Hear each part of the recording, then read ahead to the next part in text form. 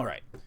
So aside from all the fart videos and fart jokes that I just posted, there is some significant where you guys left off a significant moment in the exploration of the fortress here. So you guys found yourselves exploring a little bit more, deciding what to do after you freed the goblins from the mask room and left the minion there caged up. Deciding that the next best thing to do, which is your main mission here, to find Glister, the twin of the other of Gleam, the performing elf siblings. You learned that the jail is directly above where you were, so deciding to start with that mission directly. You pushed up the stairwell and found your way at what looks to be the jail cell, or the prison entrance. Knowing that only Endolin and the stage fright, the stage master goblin, can get in, you're trying to figure out a way to get in, and you realize that the door was enchanted to have a vision of Endolin's face on it, and through some masterful, I would say, performance and persuasion and deception, you convinced the door that you were indeed dentists here to perform a routine cavity check or dental exam on the door. So the door opened its mouth wide, and you pried it open with the halberds that were attached to the nearby goblin-sized armors. And after doing that, you made your way in there, found that Glister was being kept in one of the cells, had the keys to the cell, or the cell was basically just a lever to open it, and you freed Glister. Glister spoke with you a little bit, gave you an idea about more or less what the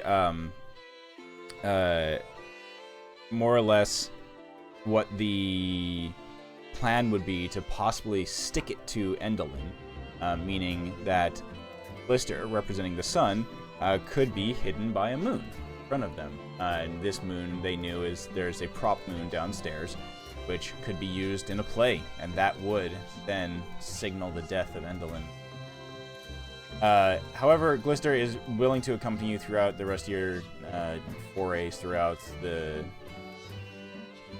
theater, throughout Motherhorn, and is basically keeping to the shadows, safe and sound. No worries. Next spot that you guys decided to go to was to Endolin's room itself. Seeing Endolin outside in the orrery of tragedies, giant spinning contraption that tells the possible tragic futures of those that are going to be involved or meet up with the Hourglass Coven, you saw Endolin retreating to her balcony viewing area where she was going to observe a play that was starting soon. Taking this moment, you guys scamper up the stairs and try to enter Endolin's room, finding a door in front of you where you notice that there is a very suspicious-looking glyph carved physically into the door handle. Velka is able to alter that rune to now contain a spell of geese, which is not a spell about a goose/fowl creature, but a spell that could take over the next person come into contact with said door. Entering the room, it's unlocked, and that is where we find ourselves right now, where standing in front of you, you see the lovely scene of that. Lovely, indeed. As it's hidden behind that. Yeah. And as you all entered this room, I'll read off the description again, as it is quite lovely to hear. So, entering upon this room, you see scores of several wooden marionettes hanging from the ceiling. Oddly shaped room. The floor is strewn with old play scripts. Near the entrance are two alcoves. One contains a bare table. The other one holds a wooden chest with tiny clawed feet. Deeper into the room, you can see a wicker basket surrounded by miniature toy birds. There are scores of hourglasses affixed to the walls. Whenever the sand of one of the glasses runs out, the mechanism that attaches the glass to the wall clicks and causes it to flip over. There's the steady hiss of those falling grains of sand that can be heard throughout the room, punctuated every once in a while by a mechanical click as the hourglass flips over. There is a large glass-doored wardrobe with a jade eye embedded in its cornice at the top of it, standing at the far side of the room in a wide alcove. As soon as you guys enter the room, you hear a thump as Nutmeg disappears into his pipe, and it just kind of quietly clatters to the ground. What the fuck? I guess we should take this with us? No? He would want us to smoke from it. It's just the pipe left, right? Yeah. Zug will pick it up and hold it in his mouth like a pipe. Okay. Look at me! I'm important. I smoke a pipe. Blah, blah, blah, blah. I'm Literally not just sucking Nutmeg right now. Give me a Sucking nut. Sucking nut? You use it as a prop, Zug, and it does make you feel a little bit dignified. But more importantly, both Velka and Kiwi, you are feeling a yearning, a pull, if you will, towards the wardrobe, towards the large wardrobe at the far end of the Yep. Going towards that immediately. Was the eye open? Throwing it open, but looking it over. Okay. Was the eyeball open at the top? No, the eyeball is currently closed. As you start walking towards the room, Velka, you notice your ears perk up. You, even with your lower sense of perception, you hear the slight creak as some of the marionettes start turning in your direction. I do my best to ignore them. Okay, how are you entering the room? With my feet. Walking. Okay. You start approaching and getting like close to the main little hall area here. As you get closer, you can see, again, it's all you hear in here is the hiss of the sand, created by the click of the contraptions turning over. In the dim light that fills the room, because there is some dim light in here, you do notice that the marionettes are hanging from the ceiling on something unusual, but familiar. Oh, is it the thread of our homeboys, the hair? Yeah, Kiwi, you look up and you realize that all of the string or the cords that are tethering the marionettes are made from the hair of the Corrids. Okay. So as keep walking forward, Velka. Are we supposed to be on a map, by the way? Oh, yes, I'll move you over to him. Yeah. Okay. Just making sure.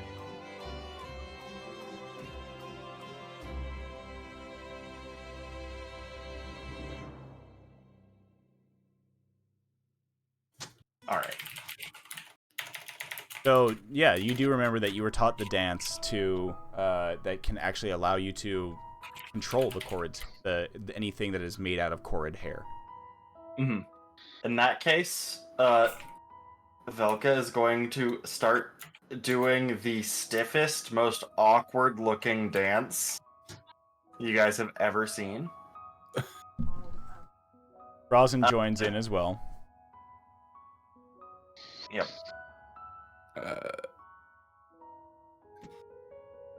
Okay. Sug is going to be standing at the door, standing up, dignified, hands clasped behind his back with the pipe in his mouth. Yes, yes, go dance. Okay. I'm not going any closer, though. Okay. So as you do this dance, remembering the steps that were taught to you by the Prime Mineral, you watch as the strings holding these marionettes start to hum and vibrate. Look towards the ceiling. You see the heads of the marionettes start to kind of twitch and turn, and they look up at the strings with worry, and then their heads all snap towards the hallway where you're all standing. suddenly their mouths all open at the same time, and they start screaming. Oh god. Oh I'm god. gonna try and just like control the Corrid hair to just like snap them up into the ceiling and shatter them all if I can. You do, and immediately all of these screaming, screeching marionettes rocket towards the ceiling, and there's a cacophony of sound as bits and pieces of wooden marionette rain down and fall upon the ground, mixing with the old play scripts. You look up and there's basically now just parts of marionettes hanging from the ceiling. I think the way is clear. I'm going to carefully walk across towards the wardrobe. Okay. So, carefully picking your way across, avoiding the bits and pieces of the marionettes that have fallen down. You look around, there's nothing really else in the room. It's kind of odd. No beds, nothing like that. Very sparse, aside from just the hourglasses and now the busted marionettes. You do see the little basket over there with some strange, like, looks like wind-up birds and paper birds next to it. You do see a little label on the basket itself. What does the label say? The label says Gloam. Gloam, Gloam. Yes, Gloam.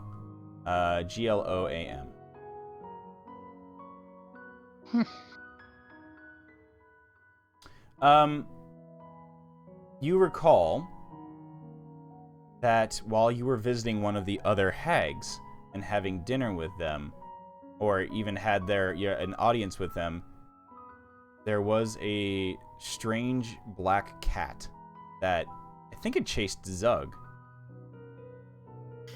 Possibly. When he came out from underneath or maybe not. But there was a strange black cat that was with Bavlorna, the frog lady. Don't recall. I can look at my notes though. Yeah, if you don't recall, there was a cat. Yeah. There was a cat there. And you may or may not have heard the name Gloam be uttered by Bavlorna Blightstraw. Interesting.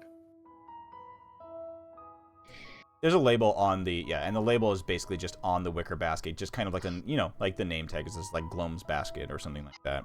Just an identifying label. Interesting. And we know that was missing? No. No. Okay. I was looking through my notes. I don't. Yeah, the only other things that you notice in here, Velka, as you make your way through the center of the room, is what looks to be basically like some sort of chest that would contain valuables. Like that's the only other thing in here, besides I think just the table doesn't even have anything on it, really. Yeah.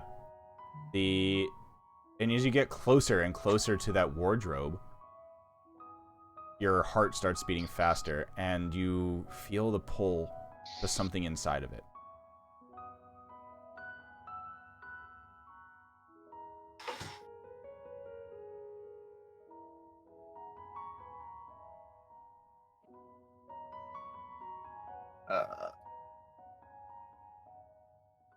Sorry, I spaced there. What?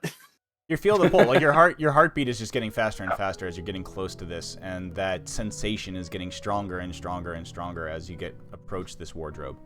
Okay, yeah. I'm looking it up and down for any signs of traps or anything. Sure, give me an investigation check for it. Yep. Good way to start off the session. Oh, nice job. You look over the entire thing. You don't see any traps. You don't even see anything that looks like it would be locked. It has no keyholes or anything like that. It does have handles. It's fairly sturdy looking, and yeah. I open it. Okay, you open. So I'll give a quick description of it as well. So the wardrobe is as per that picture that I showed I shared. There is a large double door thing, and then beneath there are 2 drawers. Where am I pulled to? You concentrate on it, and even with that, I'd say with that investigation check, you hone your senses, close your eyes, and you find yourself pulled to the right drawer beneath. Then I will open the right drawer. Okay. Within it, you find what looks to be just dozens of just random trinkets and junk, but then suddenly one thing stands out to you immediately. You see a beautiful looking stopwatch. I will pick up the stopwatch. Immediately, you feel a surge of energy wash over you as your ears perk up, and suddenly, you know exactly what time it is. Hell yeah. Yeah. Kiwi, you feel that Wow. pull too, and as that drawer opens up, suddenly even you can't even stand it anymore. It's something that's just like nagging at the inside of your brain. You almost feel it pulling at your shell to draw you over to that wardrobe. Oh, I'm flapping my, fake wings as hard as I can and get over there as quickly as I can for a turtle. A flurry of discarded play notes of play sheets gets blown around the room as Kiwi rushes over, the fastest turtle you've ever seen, cutting his way through the destroyed marionette parts and the papers on the ground. As you look into the drawer as well, and amongst things that are like some strange things, there's like an inkwell in there. There's a strange looking teddy bear. There's a set of like dining utensils, just a single set of dining utensils, all just like random stuff. But for you, what you see is what almost looks like a scepter. Oh. It's a scepter, and it has what looks to be a silver and brass door knocker hanging from the top of this rod. Obviously, this is my the crown, the scepter to my kingdom. I'll reach out and grab it. And immediately your sense of belonging returns. So, Oh. Zug, suddenly from within the pipe in your mouth, you hear, "Why does this feel so funny? I need Zug, take me over to the thing." Very well. I strut across, arms tied, or like behind my head, or behind my back, nose in the air, and strut over to the thingy. Okay. And then I will stick the pipe in that general direction while still holding it in my mouth. You see Nutmeg's head pop out of the pipe, and he sniffs the air, and he looks and he sees, he looks over and he sees a strange-looking cushion that is sticking out of sticking out of the drawer now. He pulls his head back into the pipe, then his arm comes out and he grabs that cushion. And then his head pops out again, and from within the pipe, like a strange snake exiting this like tube, he looks back at you, Zug, and says, "Thank you." And you see the color of his eyes has returned. So, you all now have some new stuff. We'll start with Mr. Kiwi, because there's something this one is going to be the most not really the most straightforward, but you now have a doorway scepter. So, Okay. this item is basically looks like a little thing. While you're holding it, you can use an action to cast Dimension Door, Knock, or Pass Wall spell from it. Once the spell has been cast this way, it can't be cast from the rod until next dawn. Or you can use a bonus action to minimize and transform the rod into a lockpick, which functions as a set of thieves' tools, and you get a +2 bonus to any ability check you use. Or that uses it. What? Cool, and then you can change it back. So basically, yeah, your sense of belonging. You can go anywhere now. Okay. I will show you what the one for Nutmeg is. He now has a Zafu of the Wandering Mind. This basically is a pillow that allows him to meditate on it, and he can have light conversation while meditating, but otherwise unable to move or take actions. If you meditate this way, you levitate yourself, including the pillows, up to 5 feet in the air, and you decide, or basically you can do this for until you decide to end it, or until you take damage. While you're within 100 feet of at least one of the pillows, you can speak their command word, blah, blah, blah, blah, blah. But the best part is that you can... Oh, where was the thing?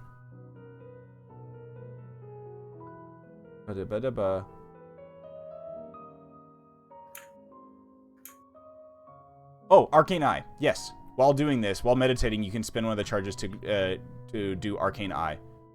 which is, if you remember, That's a cool spell. if you remember, it's basically what who was it? Oh, what why am I blanking on the monk name from Rhyme? What Thad was able to do in the giant building in the whatever Nethril. So you can basically enter meditation and create an arcane eye that you can then fucking fly around and do stuff. So that's fun. Mr. Velka, yours is one that I'm going to modify because I found a fun way to modify this as well. So it's going to be we're going to be calling it something different, but it is a clockwork amulet, but it's going to be a upgraded version of this. I just need to make the changes. So what this will do is it's a clockwork amulet with charges. So it has we're gonna say it has it's gonna have 6 charges, and every time you do that, every time you want, like, you can basically expend a charge to roll a 10 on the die, right? Gotcha. So there's going to be an additional one that you can expend all of your charges and roll a natural 20 on the die. Okay. However, once you do that, you have to roll a d20 again, and I still have to think of the DC, but there's basically a chance that your amulet will explode. Gotcha. High risk, high reward. That's cool. So there's a chance that if you do go all out just this once, your amulet will bust. Bussin'.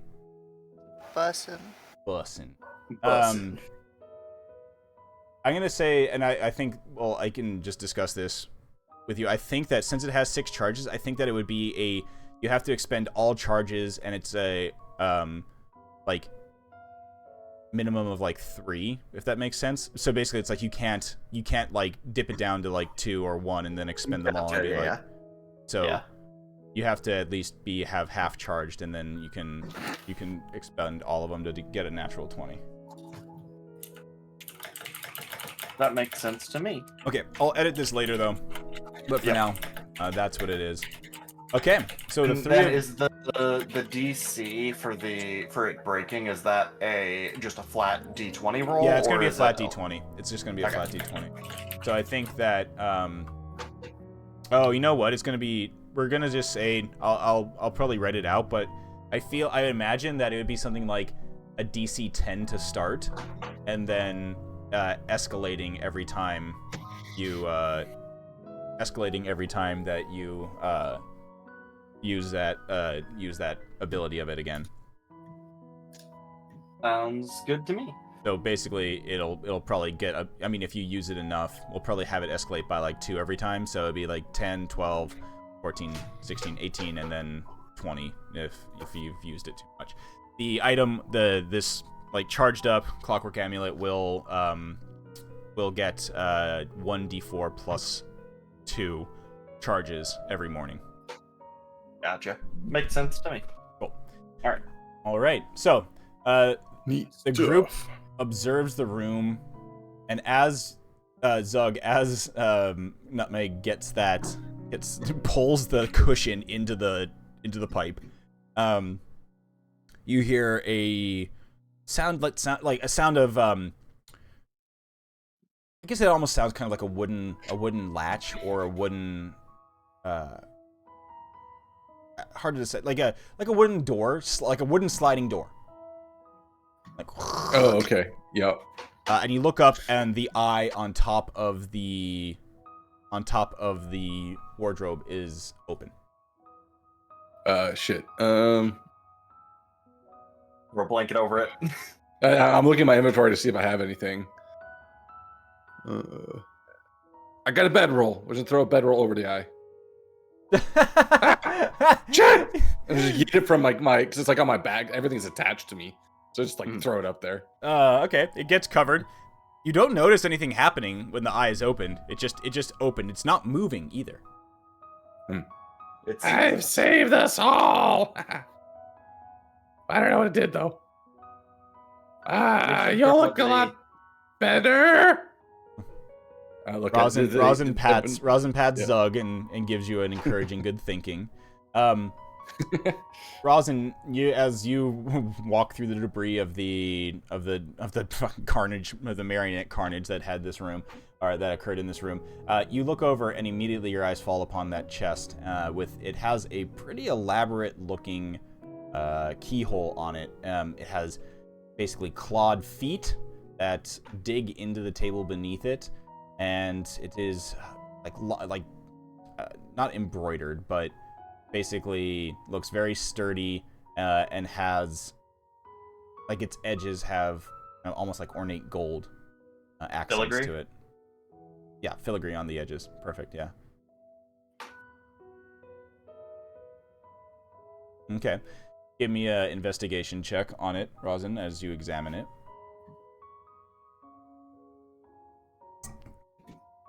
Up. The chest is over here, in that wall. As you get closer to it, the hissing of the glass gets loud, or the hissing of the hourglasses get louder and louder as you're basically surrounded by it. Yeah. Oh, you don't see anything? Oh, you just have your... Oh yeah, it's just kind of dark in here. You can have... I don't know if you still have the light thing, but don't worry, it's like right there. Right in front of you. Investigation, please.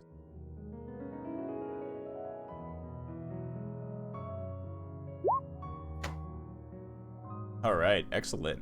So, you look it up and down, and you can see that there is... The lock on it is pretty secure. You don't see any sort of traps or anything like that. You can discern that it actually... Not trapped, and it just has a pretty intense keyhole. It just needs to be opened. Okay, you want to attempt to open it, lockpick it? You do. You now also have a friend who now has a item that could basically just open it if they want to. I was gonna say, you want me to just use the rod on that?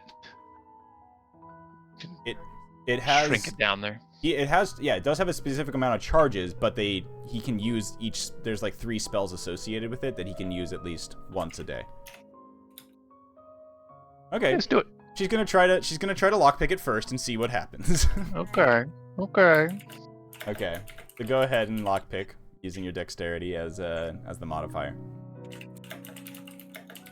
No, you click your thieves tools, and then select dexterity for it. Bum ba da bum ba da. Okay, you hear a tinkering, and you feel the tumbler start to move. You get to the last one, Rosin, and then you hear a... No, you can't get it. You can't get it open with that. You pull the thief's tools out, and nah, this is a complicated lock. Okay. All right, Rosin signals for Kiwi to come on over. Okay. I'll use my magical wand. Okay. Yeah, and don't worry, you guys attune to your items right away. I don't care too much about the hour attunement stuff. So, Kiwi, you lift In the Feywild. Yeah, you're in the Feywild. Things are wonky here. So, Kiwi, you lift the item up. How do you utilize this now? How do you use your newfound contraption?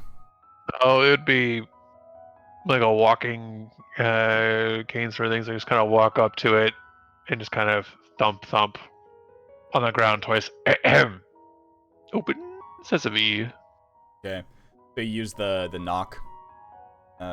Oh, like it'd be like using these tools, but I would be just kind of knock, turn it down like into these tools, and then try to pick it.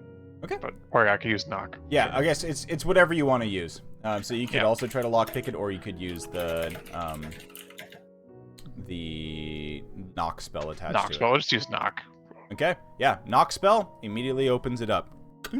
You hear all the tumblers inside, and the latch opens up. Pop. That's so good. Okay. Inside the chest, as you all look inside, you see a black sack. That's just the tiniest nutmeg pipe. I think his pipe is a little bit bigger than that. Come on, give him a little bit more credit. There's a Didn't black put the there's pipe in. a Yeah. black sack inside of the chest. You see 8 bottles of some sort of a liquid, red liquid. And then you see a very weird thing. There is a shriveled hand of there's a shriveled hand with a ring on its 3rd finger, and it's clutching several rolled up sheets of blank parchment. The shriveled hand, the shriveled severed hand is holding parchment and has a ring on one of its fingers. Zugga's definitely looking over behind, the whole, again, Scooby-Doo style looking in. Taking a closer look at the hand, does it look to be human? Give me a elvish nature or- check. Nature or medicine, whatever is whatever's better for you. Okay. And if you're proficient in it, they're- remember, you can take the rules are you could take a 10 in it if you're proficient in it. I am. So I'll just, for the sake of this, I'll take that. That makes it a 15. I'll just roll cool. anyways. Yeah. But So yeah, you look at it, looking it over, even though it is shriveled and old and mummified more or less, you can tell it is an elven hand.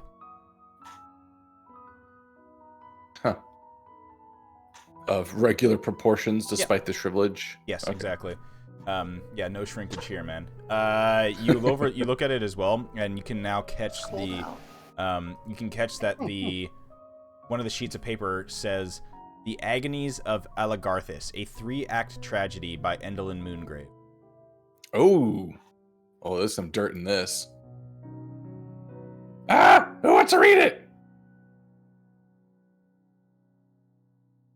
You, I mean, you like, you got it. yeah, you can take it out. The rest of the pages in it, however, are blank parchment. It seems that this is something that Endlin has started and entitled. And One calligraphy T for the, and then nothing else on the first page. yeah, exactly. Interestingly, the ring has 2 letters engraved on it. Or a letter engraved on it. Let's take a closer look at that for sure without It's touching it just an necessarily. A on the ring. Hey! Not as good as the sequel of E, but you know. Yes. Oh wait, who? Okay, everyone take a thought. This is a hand in a chest in her bedroom in a weird place. This is just weird shit everywhere. Probably very important. I put a coin into the swear jar. Nice. I'm gonna just hold it at this point. Yeah, it's Don't always waste out. the breath. Does anyone have any idea whose hand would be holding her masterpiece that is clearly in progress? I assume that their name starts with an A. Good! We're getting somewhere. What else? I assume that they are an elf. Okay. Yep. We're 2 for 2. And I assume that they are missing a hand. I cannot argue with that. Okay, so now we are all up to speed on everything that we know. Okay, but think back. Like, scratch the old noggin. Anything related to an elf with an initial A that clearly goes back a ways. I mean, Anything to do with the DL? yeah, Rosin was going to do some investigation and maybe can discern some stuff, but I'll just put into the Roll20 chat the name of the play. Ah, Yeah. well, Maybe it's Alagarthus! that would be interesting. I wonder if Alagarthus Don't be knew so that. quick. Don't be so quick on your decision. The ring on the finger is beautiful, and as Rosin takes a closer look at it, you notice that the ring itself has almost what looks to be the gem inside of it is a deep purple that is, as your light falls upon it, you realize the gem is constantly shifting to different purple hues, and every once in a while you see a streak of white shoot across the large gem at the center of this ring. Do you think his soul Like, is in there? Like underneath the surface kind of a thing? Yeah, like within the gem itself. And it's almost like, oh, is it a trick of the light or is it something else? Kind of, just think of it as like almost like a fire opal, but purple.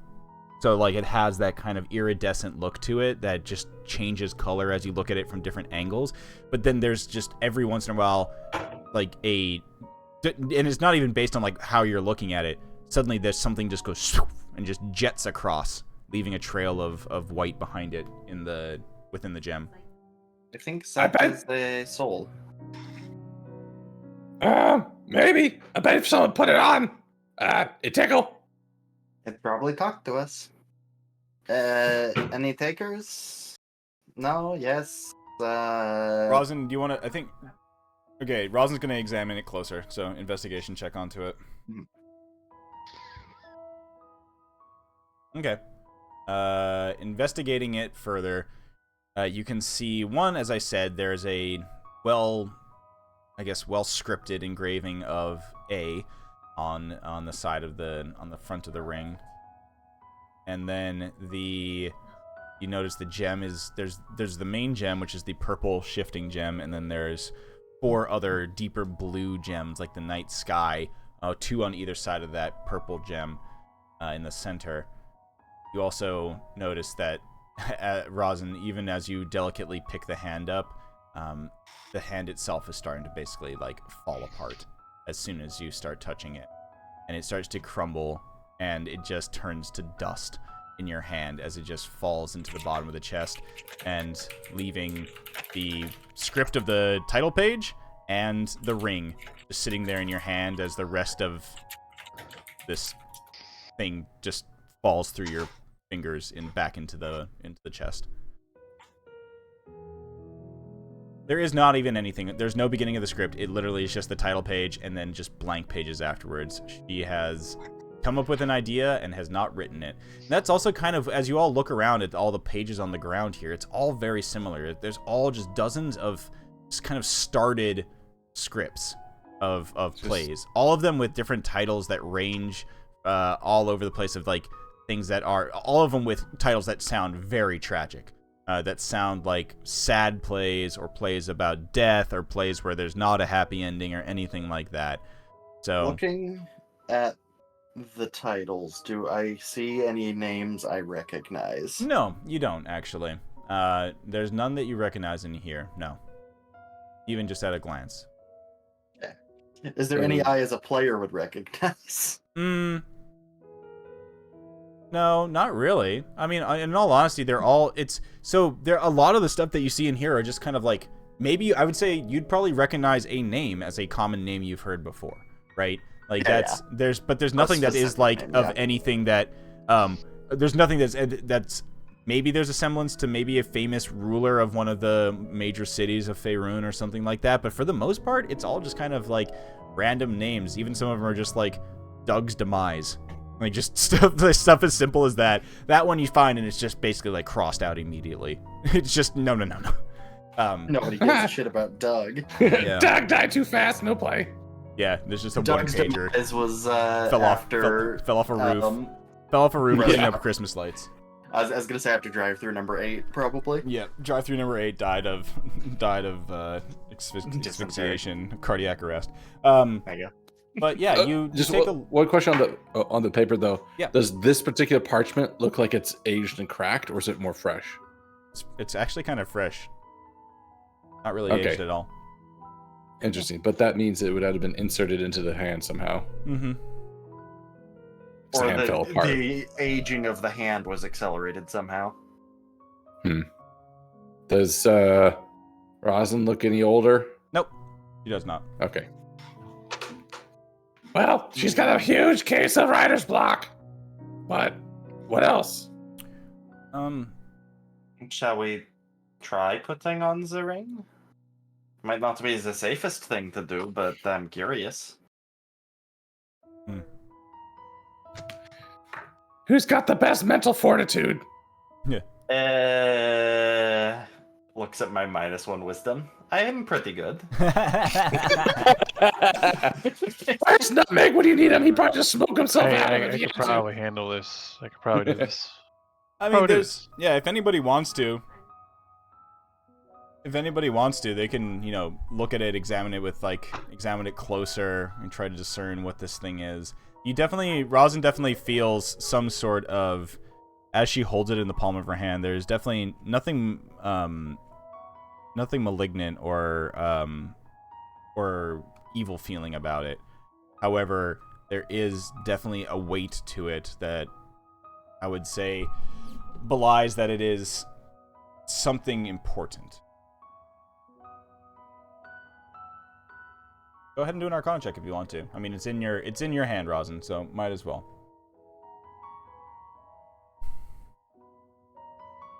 Yeah, very good. You take a look at it, and this ring is...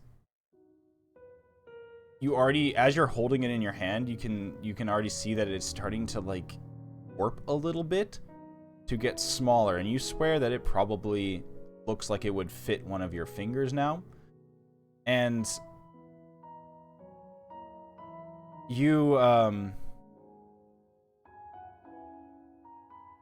holy guacamole. So yeah, your eyes go wide as you recall something from a story long ago, an investigation you may or may not have completed, but maybe it was just part of it.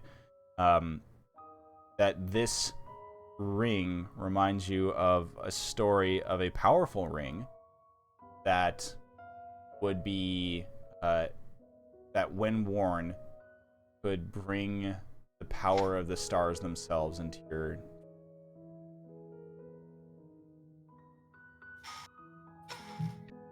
Yeah, that was the rumor. Rumor was that it could bring. Sure.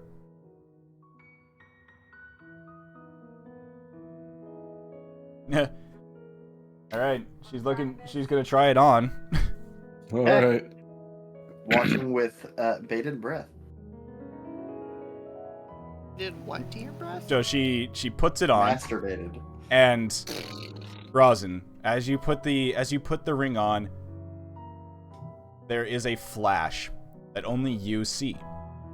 Everybody else just watches as Rosin slips the ring on, and then suddenly her like mouth just like kind of drops open, and her eyes start go wide, and her pupils dilate. Rosin, what you see is you are suddenly in an inky black darkness, and in a moment there's a burst of light as thousands, millions, billions of stars just burst into existence around you. You're floating in a sea of stars.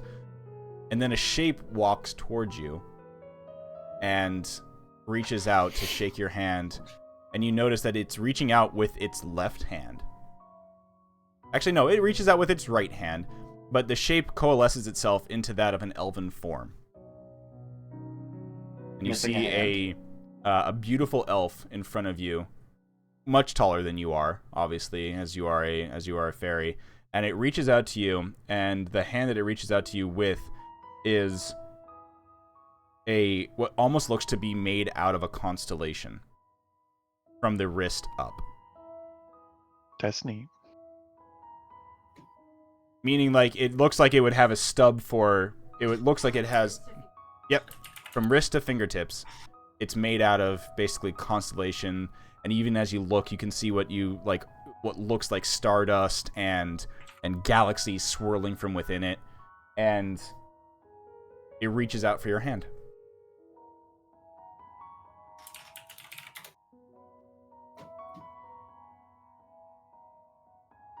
Okay, Rosin hesitantly puts her hand out. Does it Okay. look something like that? Yeah. A little bit more high res. Oh, you ask if this is Alagarth? Oh, you ask that, and you speak, but you don't feel your mouth moving, and your voice just echoes across this expanse as you just hear that, like, "Are you Alagarthus?" As your voice, as Rosin hesitantly reaches out, she asks, "Are you Alagarthus?" And that question echoes around multiple times, bouncing off the stars around you, and the figure nods, and in like a deep voice, once again echoing, sounding from everywhere, the voice says, "You are now the keeper of my ring. If you please use it wisely." And the hand reaches further out. Do you take on this responsibility?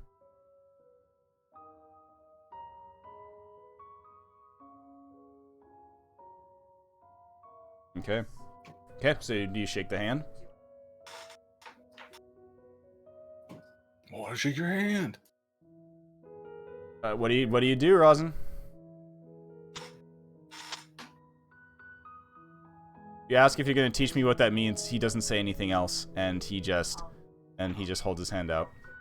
Okay, Rosin takes their hand, and you feel a jolt of energy shoot through your tiny little fairy body as the stars from his hand just suddenly just reach up your arm, go around your body, and just sink within you. And you blink as the stars just shoot away from you on either side, and you're back in darkness for a brief moment, and then you catch your breath, and everybody who was in the room sees Rosin blink once or twice, and for those in the room, she literally just did that for maybe half of a second.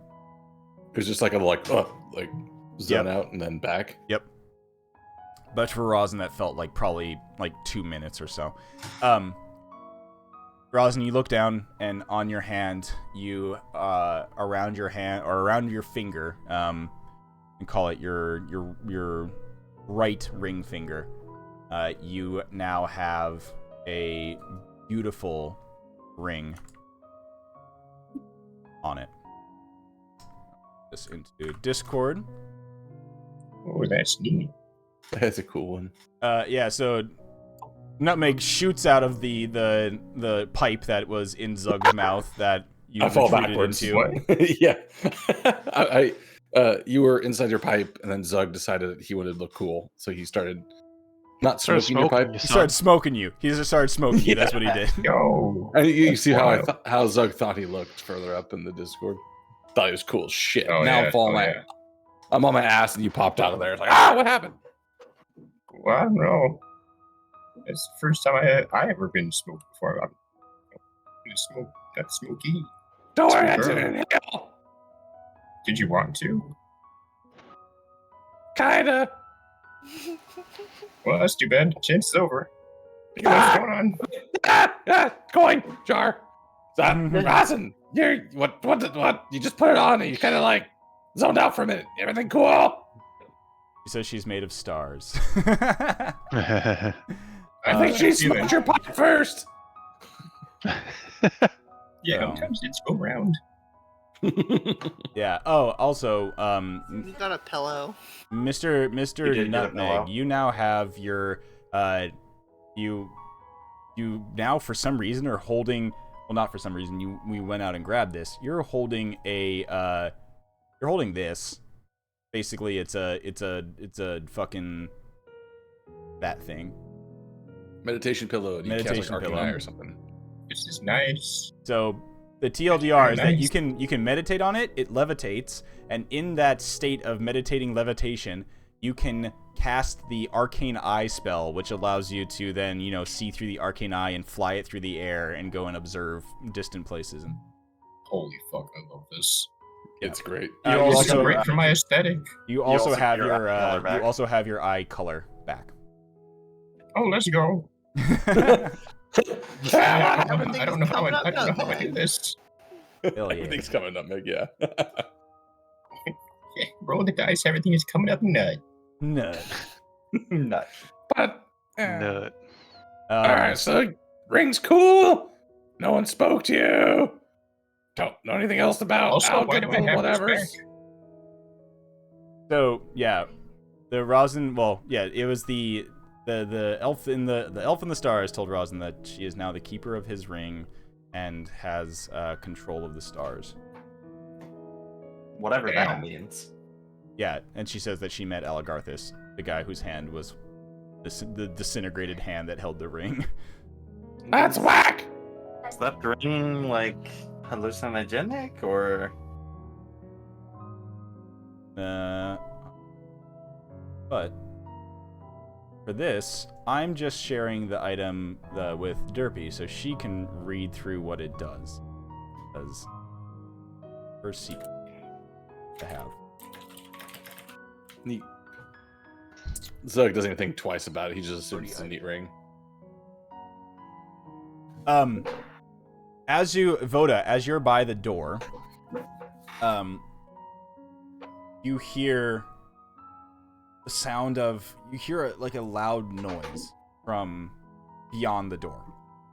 You hear a voice booming out, and you recognize it as the voice of Endalyn Moongrave, as she somehow is controlling the loudspeakers in the building, and she screams out, "This place sucks! I'm gonna make it better! My time to shine!" And you hear the sound of like a the helicopter. as a mechanical contraption fires up, and then you hear a cackling laugh. As the noise goes. Don't think that she likes to play very much. Well, it doesn't seem like she can write one herself either, so she's all sorts of confused. Yeah. You do recall that multiple of the actors and stagehands, etc., have told you that Endalyn is very warrant to, whenever she actually feels the play is going well and is going to be good, she likes to swoop in and take over for the final act before it ends, to basically be like, she's the true star. It seems that she has delusions of adequacy. Adequacy. Don't we all? I was gonna say the same. Well, if she's in the last act, we might want to make our way out of here, no? No need to hang around. Wait, sorry. Hold on. The plan was to... Okay, we can get here, then... I wrote down the plan so I wouldn't forget it, and now I forgot it. So let me go back to my notes. You guys now have, as far as you're concerned, you have everything you need. You got your items, you got the things that were taken from you. You now have Glister off on the side. She's with you though. Don't worry. And you could could absolutely just go and leave and take them back to their sibling, and you would have fulfilled the duty to the Dandelion Knight, and he will willingly lead you on to the Palace of Heart's Desire. Or there's more that you could try to do in here if you would like to cause. That is the plan Voda is trying to get. And I look back to the group. I think it's time to cause an eclipse. I think that it might be best to move forward. We already went over this before. We're going to have to deal with them. There's no way around this. If we can isolate one right now, makes our final attempt to release what's her name?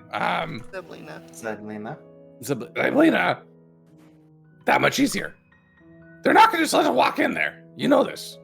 Look, they steal each other's shit all the time. They're vengeful. They know what's happening. They will not let their world be turned upside down by us. So, we ambush her, cause an eclipse, and we just let it go from there. In her own domain.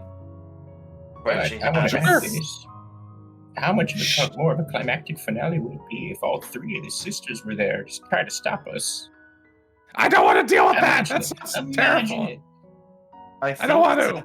We would have a better bet against all three than against one in her own domain. I think you're ignoring the context of how we would have this. She is absolutely terrified of the prophecies of this eclipse. She will be catatonic. Why don't we just use that when she's not expecting it? Well, that's the whole point. She has to be expecting it. She has to be, part of it does require her to be aware of it, because she knows of the prophecy and she knows when they're going to happen. And eclipses are going to happen. She so. does. You do recall though that she does know that it's a prophecy and that this is her her profited death occurs at an eclipse, but she doesn't. She is actively.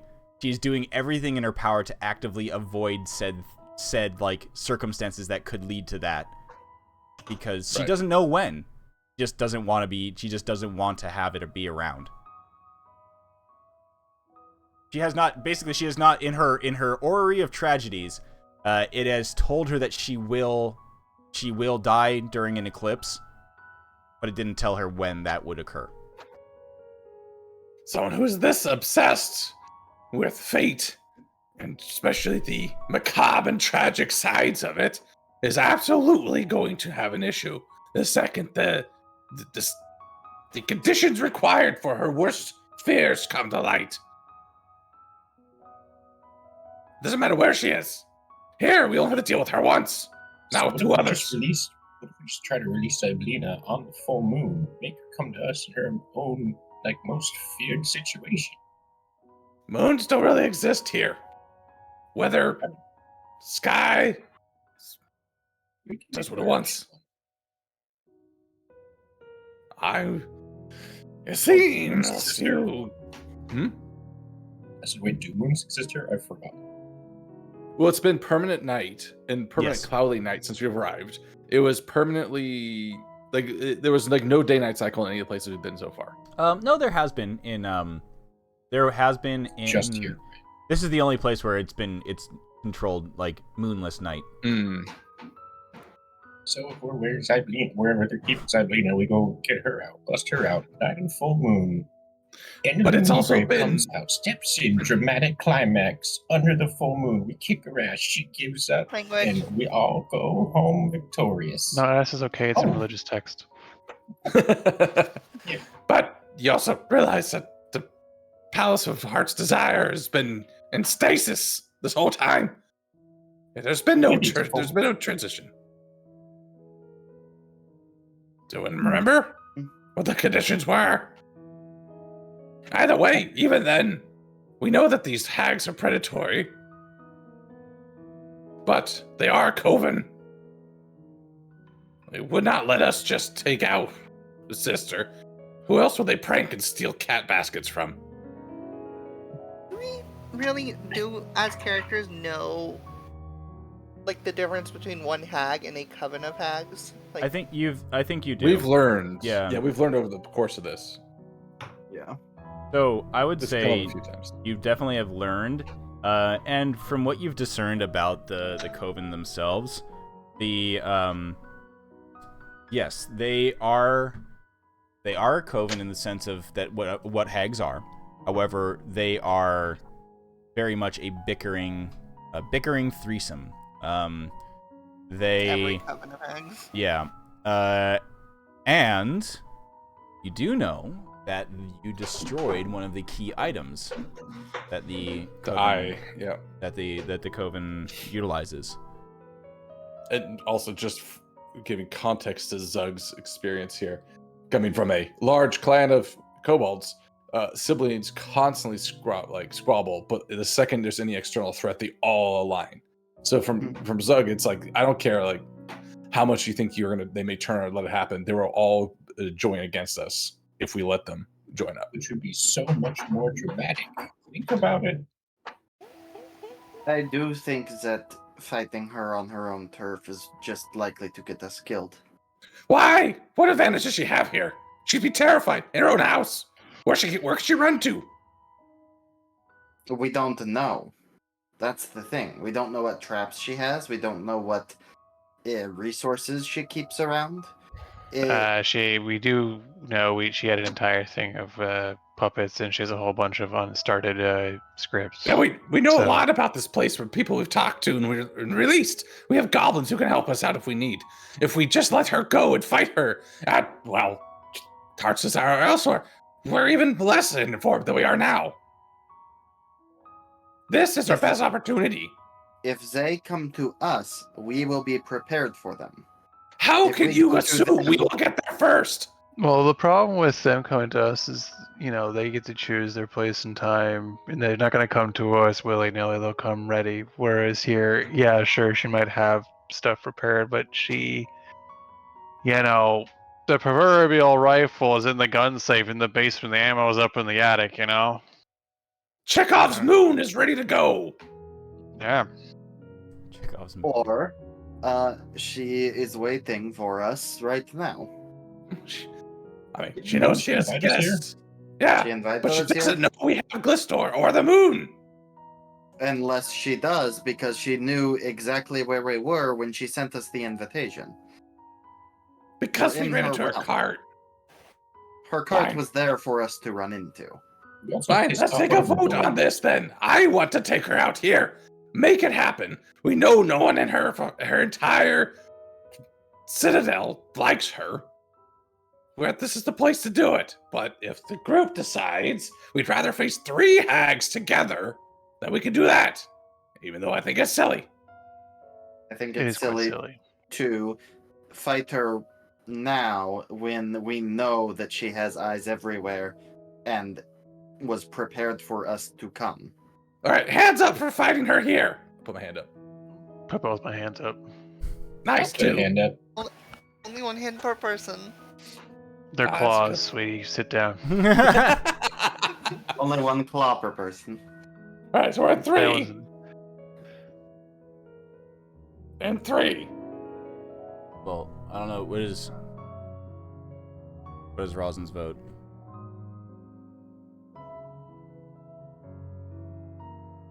If Rosin abstains, that's a bit awkward.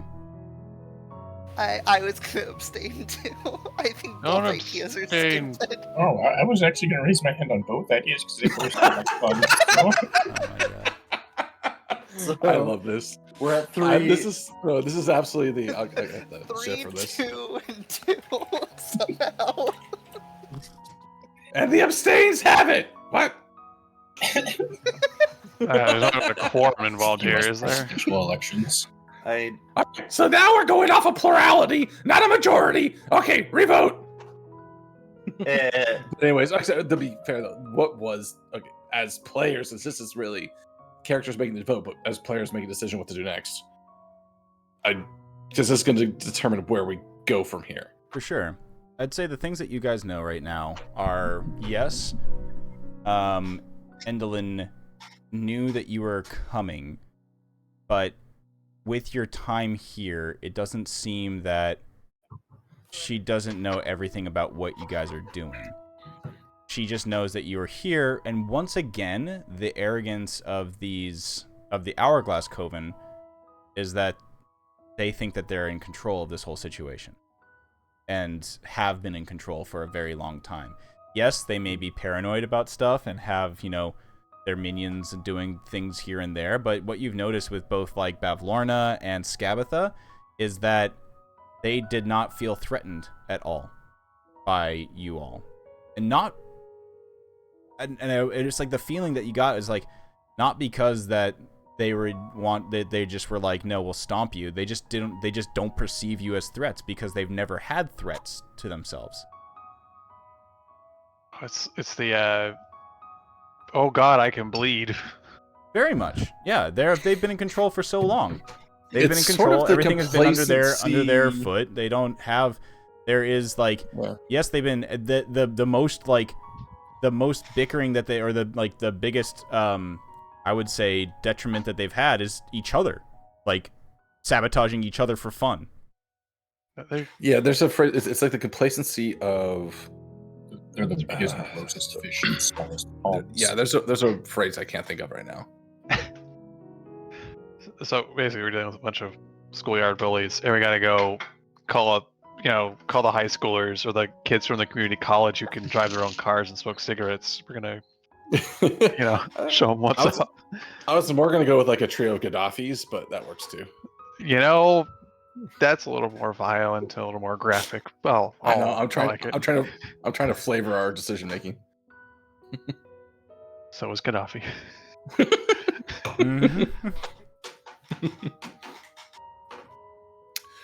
So you're saying that they've been in control. They probably doesn't know exactly what we're doing or where we're at. And the alternative then is, so we do have a possible element of surprise. We are in her place, but we also know that her dozens around aren't exactly going to be jumping to her defense. You also, well, we can remember you our have- previous conversation was to put on a play and then surprise her with the eclipse at the play, and then go from there, which was Yeah, because going there's to like be the moon prop, wasn't there? Yeah, exactly. As I said, Chekhov's moon is in the basement, and we can bring it up and do that, and put on a story rendition of something. I don't know. We can even like flavor it by I'll say Alphonse, but whatever his name was. Like there's an option there that could be really fun, but it does mean that if we do that, we're going to have to carry out some sort of terminal action. Most likely going to be a conflict, and that was Zug's idea to get ahead of the full conflict, knowing the power of a coven together. The other thing too that you guys have, you remember, is a newly formed alliance that is awaiting orders, or at least trying to figure out what they want to do outside of Motherhorn and Jan. Yeah, we've got the proletariat uprising ready to go, which is tradition. Yeah, you do. You have the Chorids and the Biganox. Now, just to be fair to the idea that we don't do something here, we could set up some plan with them that on some sort of signal when we're heading towards I keep forgetting the name of it now. Heart's Desire, right? That they will do something to distract Endelyn, storm the castle, go on strike, who knows? But I don't think that will be enough to keep her from showing up if we're trying to release Iblina. But I will say, because my voice kind of hurts, and I don't want to do the voice constantly, I would bring up that as a counterpoint if that was some other consideration. Still pushing for the fact that we should do the eclipse and shouldn't. Yeah. Okay. And yeah, I'm not trying to keep too much track of time, but yes, Voda has let you all know that it sounds like the final act of the play is happening currently.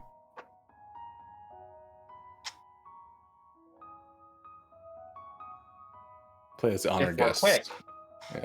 we can get Glister behind the moon prop on stage during this play. That would be tough, but you could try. She sounds like she already took over. It's going to be either like on stage or something. Mm-hmm. There is, I mean, part of this, I think, meeting with her and saying we'll put on a play for her just sounds too funny not to try, and using that. But the number one thing that you've noticed about all these hags is they have massive egos, as I've kind of imagined, or I've not, as I kind of explained, where they once again, it's that thing where they think that they are the lords of their domain and don't see a threat in anybody because they never had a threat to themselves because everybody just basically fears them. So yeah, Rosin's idea of saying like, yes, honored guests, we'd love to put a play on for you. Right. Like yeah, it's the playing to the weakness of flattery. Oh yeah, and that kind of an aspect. Us I like humble, us humble adventurers. Mm-hmm. And just one other thing is, I don't think it's going to be too helpful now, but I still have the thread that I took from Bavlorna's house. I think it was Bavlorna? Yep. Yeah. Yes. Which is something she wanted. They had, she had, what's her name? The Dark Elves. Yeah. Yeah, just steal. So that's one other thing we could break out if it makes sense. I don't think it does at this point, but we do have that as one other option somewhere in the back pocket. Okay.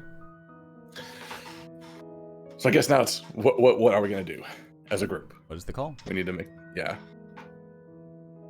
Obviously, you guys know where my vote is.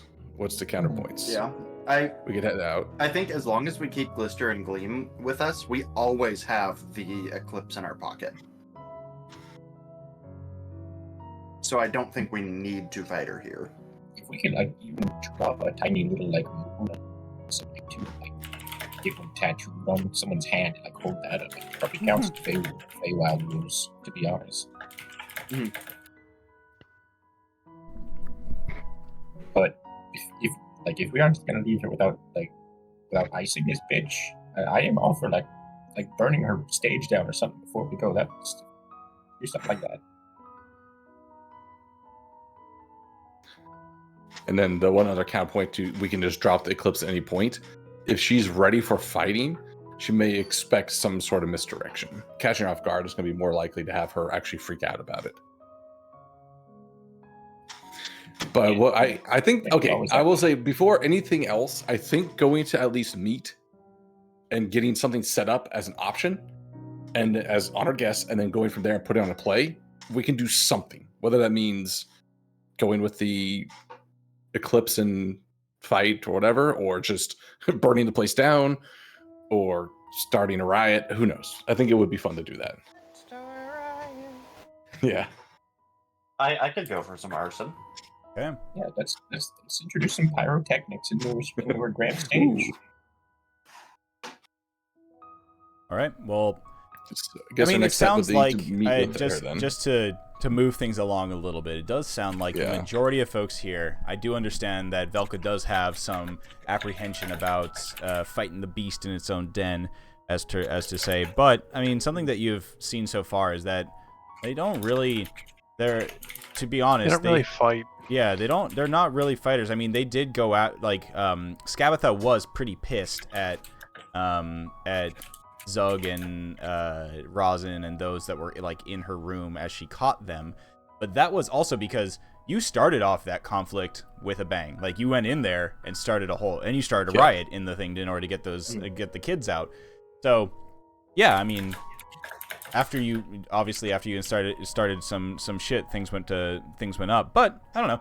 It's all up to you guys what you want to do. So far, you've been undetected here. You're still honored guests. Your threat meter has not gone up as far as you can as far as you like look above your heads and see that. The longer you stay in her bedroom, though, I'd say the higher chance of you for the things to turn south. Okay, so we should have this conversation elsewhere then. Okay. Well, also we need to figure out what we're doing. Are we going to go as honored guests, get the ingratiation, and set up hey, we got to play for you, and then worry about the details? I think if we're or do going you want for to the sneak on her? surprise, we need to get the moon prop onto the stage right now. It'll have to be for next play. I don't think it's going to work for this one. We might be able to make it. I was trying to convey with Voda hearing it that you're basically like in the final minutes of that play. Oh, okay. Yeah, it's not like yes, final act. It's like she's swooped in to steal the final moments of the play. Gotcha. Okay, then in that case, we wait for the next play. I think we don't want her to know that we're involved if we're gonna do the moon surprise. I don't see the issue if we're known or not known with the play, because either way, it's still going to be an unexpected thing. So I guess the main decision is: do we just try to sneak on and do this, even though she knows we're invited guests, or do we go meet with her? I think that's our next choice right now. Well, regardless of the outcome of this. I think if you want to do the moon play, I think we tell her we made the play. Yeah, so get her excited for some. My problem is, if we aren't quick about it, she's going to realize that Glister's gone and realize that we're up to something. Well, then we just say we have the play ready, and we'll, if she wants to get back up in her balcony, and then we just have to quickly write a play in like 10 minutes. That's no big deal. Assuming she allows us we wrote the biggest part for her. Like just play her ego. Keep hamming up that ego. Yeah, absolutely. Stroke her little ego nuts. Also, by the way, because I don't know, internet's wild. Ever since you linked that ring, I just open my advertisements on one of those websites. It's just rings now. Oh man, and it's even like blue and purple. It's wild. That's cool. But yeah. Okay. Well, I mean, where are you guys going to head to right now? I'd say would be the first question. We should talk to Glister first. Okay. I think we need to talk to him and get his feedback and say, hey, we're probably going to talk to her and set up a play, get stuff ready. Sure. Or if not, we're going to do something. So I think let's go find Glister and make sure that that's all good. Okay. So we have that back to Zeros. That sounds like a valid plan. So getting the group together, closing all the drawers and putting the lid back. Oh, by the way, do you want to know what's in the black sack that we pulled out of the chest as well? Oh yeah, probably. I'd love to know. Yeah, so it has 4 gold bedpost knobs in it. Okay. Oh god, that's got to be a reference to something. They just seem to be made of pure gold. The bottles are corked bottles, and Once you now examine them closer, it's 8 bottles of exquisite elven wine. Ooh. Save those to break open later. Okay. So, I'll just say, for the sake of moving you guys around here, as you start to hear outside Voda, the sounds of, reserved clapping and cheers that sound forced, I would say. just semi-enthusiastic cheers, and you hear her booming voice of Endlin just being, thank you, oh, you're too kind, you're so too kind. And I would assume where would you want to go and head back? I would say as soon as you open the door, Glister is outside, like around the corner, their mask peeking around the side of it, and they're like, they see you, Voda, and look directly at you and say, you gotta get going, you can't be in there any longer, she's gonna be back really soon, come on. There's the sound. There you go. Yep. You hear the sound of the like. Yeah, I think we all are leaving. Yeah, let's head back down to where we met. The bugbear's name. Oh Hurley. That's kind of her. Yeah, that's kind of the way. I think down there might be a good place to Okay, so sprinting back down, following Glister, relaying that information, and sprinting back down the spiral staircase as you hear the sound of that whatever mechanical contraption that Endlin is riding on start to fire up. It backfires a few times, cuts out. She's swearing at it. You hear the sound of a large kick and then another curse afterwards. Obviously, Voda keeping track of this to have her put coins in the curse bottle later. You go all the way back down to the first floor, make your way very quickly across the library floor, where there are, once again, no longer anybody in there. Everybody is on the show floor, as that makes the most sense. And you barge your way back through the curtain that is where all the props are, and you find yourself back in the prop room as Hurley is currently leafing through or moving, looking through some of the props in here. Catching your breath, he looks up at you and goes, "Oh, where have you all been? Oh, hey, look, it's the elf person. I haven't seen them in a long time. Last time I saw them, they were being escorted to the prison." Yeah, broke them out of prison. Did a dental appointment on a door, invaded Endlin's bedroom, stole some stuff, and now we're back. Ta-da! Whoa. That's crazy. That's I would have never thought about that. I didn't either, to be fair. We just did it. What we say? Well, that's great. It seems that all of your things have sort of gone to plan, and I'm glad that you got this one out of jail. And Glister nods their head. Yeah, I was having a good time in there, I gotta say. I mean, I was being taken care of, but I was told to be a good pet. Otherwise, my sister would be punished for my transgressions. I think that the 6 of these folks here are looking to enact some revenge, possibly, on the lady of the house. In one way or another, I think we're pretty set on that, at least. Where it goes from here is sort of up to chance. But an eclipse may be in order. Hurley nods and looks over to Glister and says, we have there's the moon downstairs. We were told the prop goblins were told to put it into deep storage and never bring it out again after that one play where, that was a terrible night. Every single one of those actors and actresses turned into masks. So sad. Just seeing the moon. Yep. Can you explain from your memory, what exactly did she do upon seeing the moon? Did she run? Did she flee? Did she come down onto the stage? What was her reaction? Oh, she was so angry. She flew down upon the stage and immediately had her lackeys, the Darklings, come after all of the actors and actresses on the stage, grab them and drag them off, and she personally saw that they were turned into masks. Wow. Neat. These people's souls are frozen in talismans for all time. For our transition. That's cool. That's fine. We've already figured out that we're gonna fix that anyway. So I give Zug a hard look and says, yes, sounds like she was very scared of it. We would totally have the advantage. well, they only had one piece of the puzzle. We have the other now.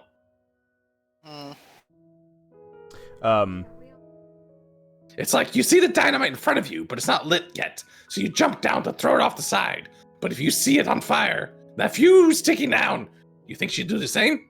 Yeah, she really just does not like moons, like, at all. Like, what if we show our butts? that I've been saying that this whole time. would be really funny. And that would be quite the show.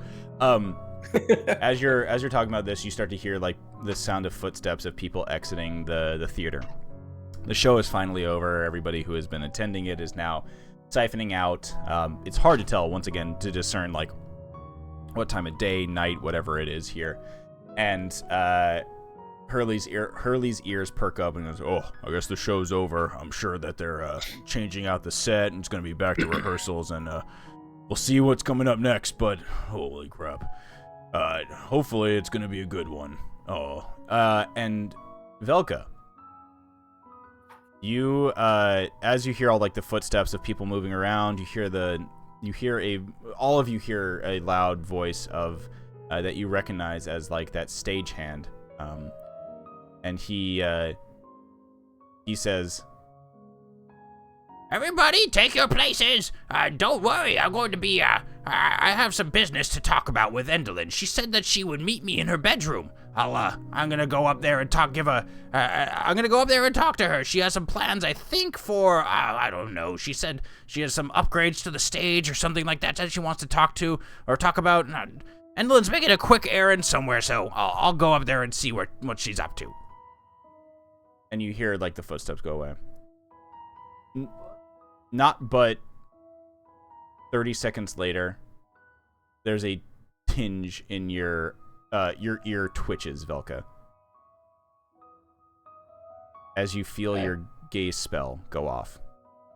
Oh. So this Okay. was what's the name? The goblin. Yep. Going up then. Yeah, the stagehand. Now I'm trying to remember. I think I would like know if it takes effect. Yeah. Go look up. Yeah. Why don't you post the spell? Let's see what it does. It is. I'm gonna post a picture of it because I don't actually have the spell, but it's a little weird, the situation that we're in. But yeah. Okay.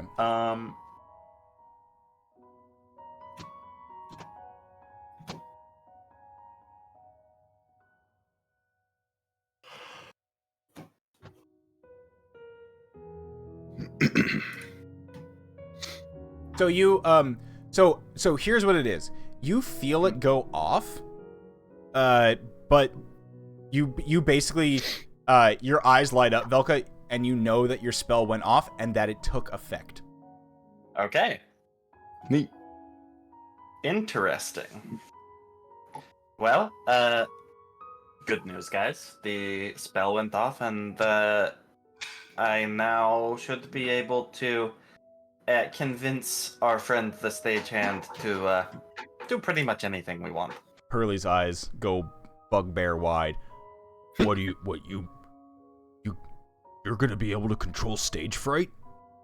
In theory. I mean, technically he can deny my commands, but that will hurt him quite a bit. Well, he's not a dumb goblin, so I think that he will, understand that if his livelihood is at stake, he better act up or act right. Well, Wait, act right or act up? I don't remember. He'll comply. You got it, Chief. Yeah, that also means we have one more tool in the belt to get things set up right.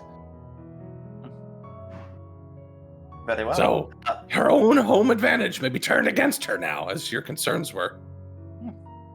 it is possible. Yeah, I mean, now you have control of the individual who more or less runs the stage. All right. I'm starting to feel a little better about this idea, but Excellent. Should we go talk to her now, or what should we do? we can split up. Whoever thinks that there's the most charming of us should probably go talk to Endelin. And whoever wants to can come with me, and we can have a little chat with Stage Fright. Glister looks to you, Velka, and says, I'll probably be coming with you, mainly because I don't think I should be seen out and about. So if things are a little bit more, if I can stay hidden, I'm going to stay hidden until the time is right. That sounds good to me. What is your play gonna be about? What, do you already have a script written? Do you already have characters or anything like that? You don't even have a plan. Oh, that's amazing. So you're you're improv. You're an improv troupe. Oh, I should have guessed. We can write a killer script. Oh, it's in like one of those things where just 10 like minutes. it's just you go, Yeah. somebody in the audience, give me a plant or an animal. We'll and then do you just riff off of that. We'll do a Turtle classic, scenes from a shell. Oh, Where scenes from a everyone shell. writes down things on Yeah. a slip of paper and you I love the put it in show. a shell. The points don't matter. But One of my, I've got over a few of these things. Some of my actor and actress companions here, they've come from very esteemed colleges of Bardic colleges of acting and things like that. And yeah, they've told me about a few things in that regard. Yeah. Whomst line is it now? It was a great show that they spoke of. Instead of anyways. Yeah, I heard that. very good stuff. I laugh my ass off. Going to the jar. Anyways. No, ass is fine. It's in religious texts. Right, but this was No, like in a non-biblical sense of ass. Not Okay, nerd corner. Rattle. To ask about whose line is it, anyways.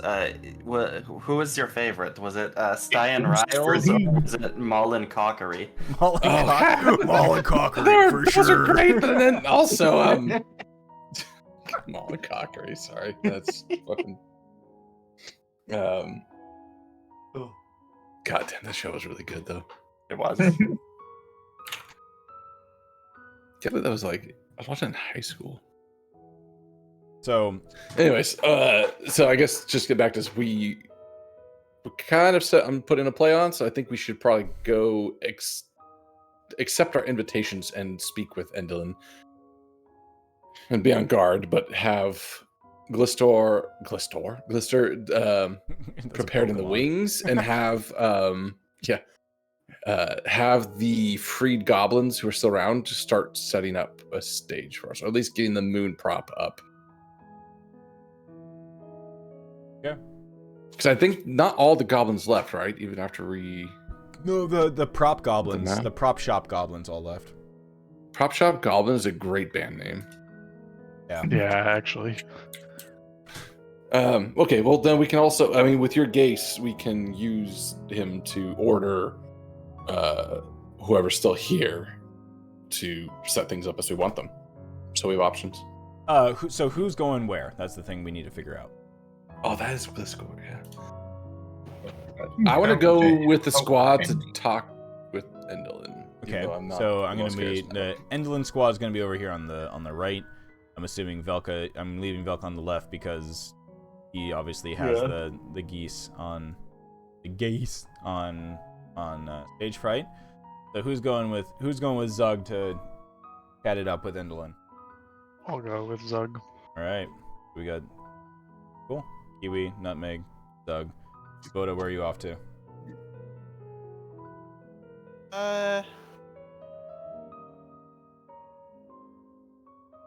I'll go with Velka. Okay. And then Rosin, where are you going? Just go down to Rosin, Sleepy do Sound. you want to do? I know. You've gone through the main part here. Do you want to do stage planning or do you want to do discussion with Endelin?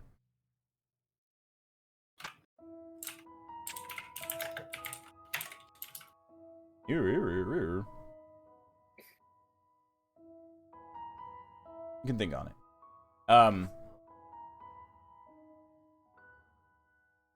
I mean, it's your decision. The twins going off with to do the behind the scenes stuff actually kind of seems awesome to have them being the ones doing the stage direction.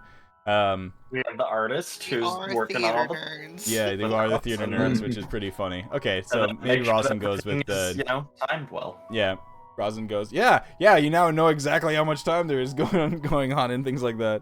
Yeah, it's weird. Okay, so Rosin will accompany the folks to go with Endelin.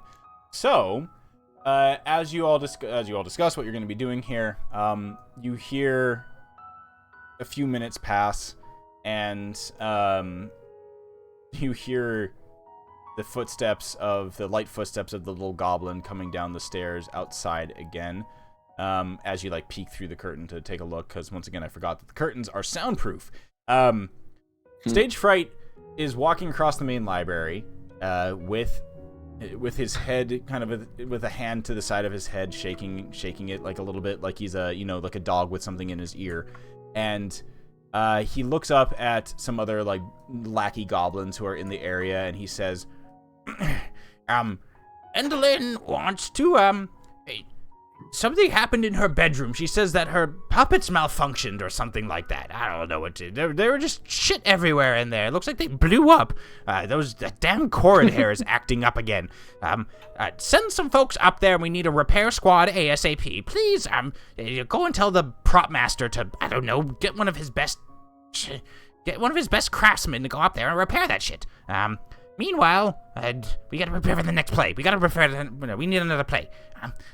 Sorry, I'm feeling a little bit out of it right now. And you see him walking along, basically next to the curtain where you guys are. He's starting to make his way back towards the main stage.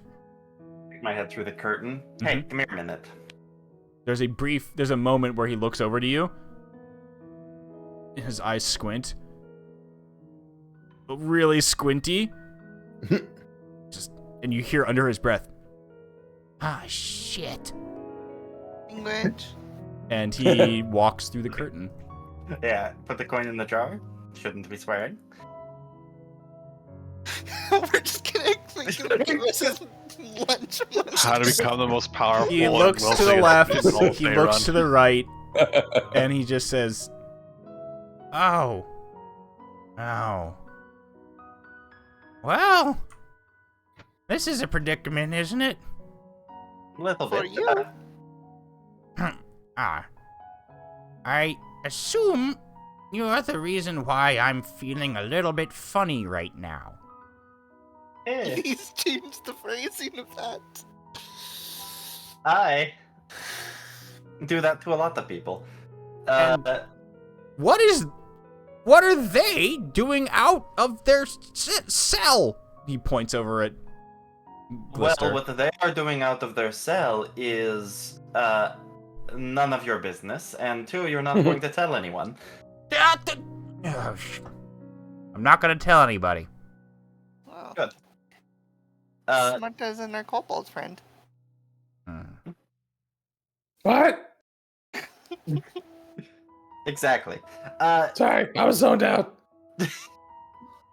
You're not here. Shut up. Oh, all right, I'm on the other side of the room. So, We We split are the going- dodgeball teams. put on a play for Endelin, He loves plays. and you're going to help us. I am. And we are going to use the forbidden prop. His eyes go wide for a brief moment. And His eyes go wide. His eyes go wide for a brief moment. He goes, And you're not going to clue Endelin into what's going on. He takes a deep breath and sighs, and he says, Well, I guess this is my fate.